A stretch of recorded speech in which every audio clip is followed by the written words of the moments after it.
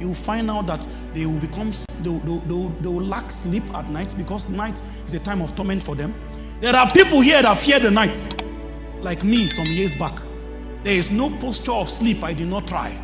I will sleep facing the ground, they will still press me. I will face up, they will press me. I will face side, they will press me. I will put Bible under the pillow, they will press me. There is nothing creative that was not done. Somebody told me the other day that there is one formula that I should cross my leg like this if I'm sleeping.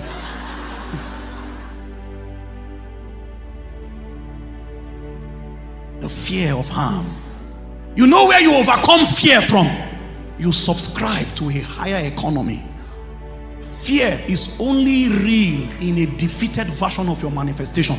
The moment you subscribe to higher versions of yourself, you will realize the things you are running from can run from you.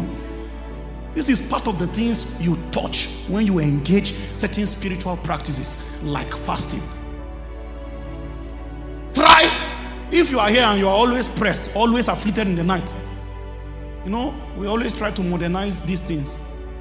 Somebody came, I say, sometimes I go through sleep paralysis. I say, look, no sleep paralysis. Okay, I don't want to go into this. Have you been under a condition where you wanted to say G?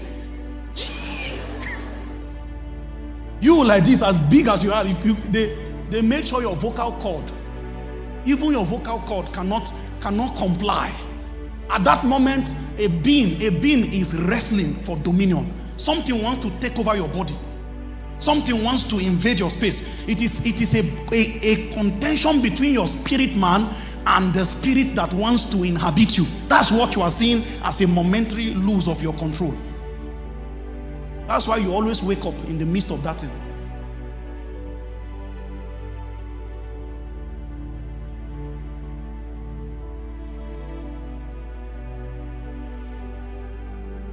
Fear of harm. Mete makona, mete makona, mete makona, mete makona. Mazanji soroba,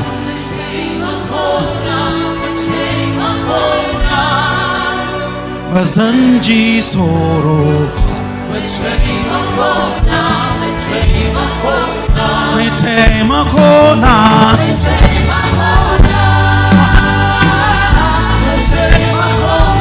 Mete makona.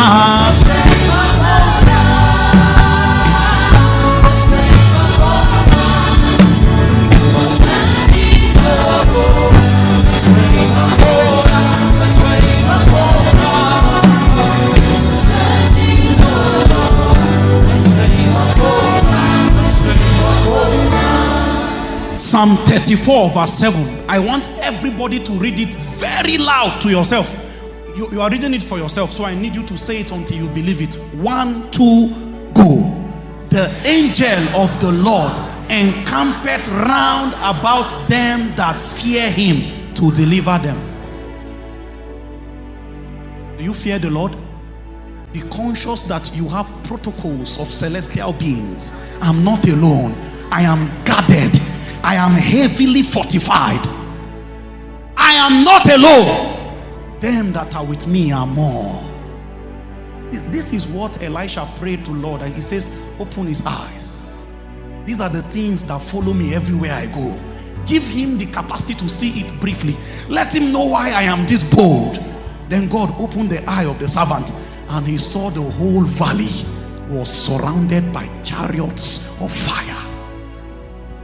One man, an entourage of celestial being escorting him inside time. Some of you is because you have never caught glimpse at the resources that have been deployed to make sure you fulfill destiny. That is why you are fidgeting.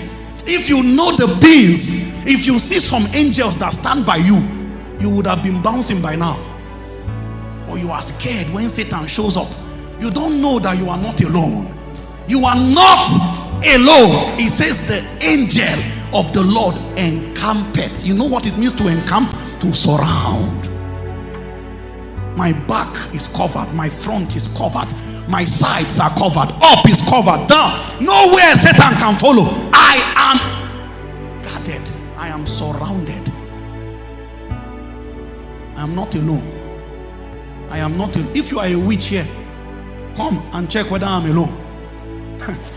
I am not alone. I am not alone. Somebody tell yourself these things. I am not alone. The angels of the Lord, they encamp round about them that fear him. Mazanji sorrow.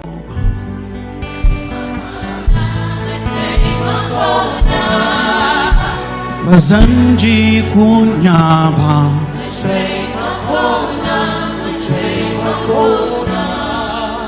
How do you overcome the fear of harm? You overcome the fear of harm by entrusting your life and properties into the safe hands of God. You overcome the fear of harm by entrusting your life and properties into the safe hands of God. How do you entrust your life and property? You entrust your life and properties by striking covenant practices. How do you bring God to be Lord over your business? How do you make God Lord over your family? How do you make God Lord over your job?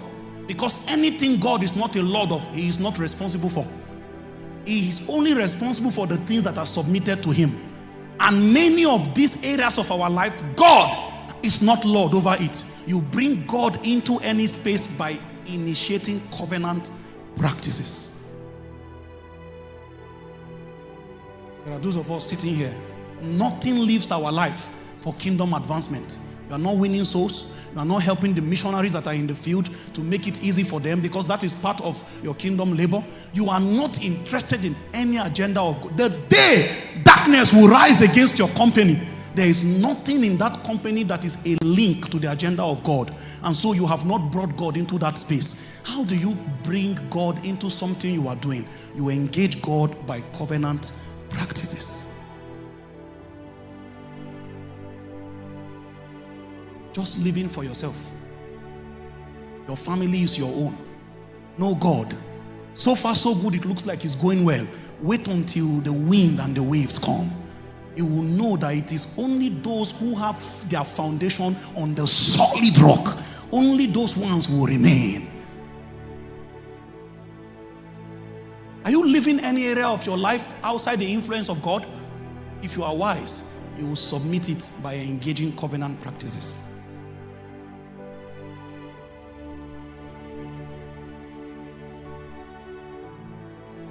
You are mighty on your throne.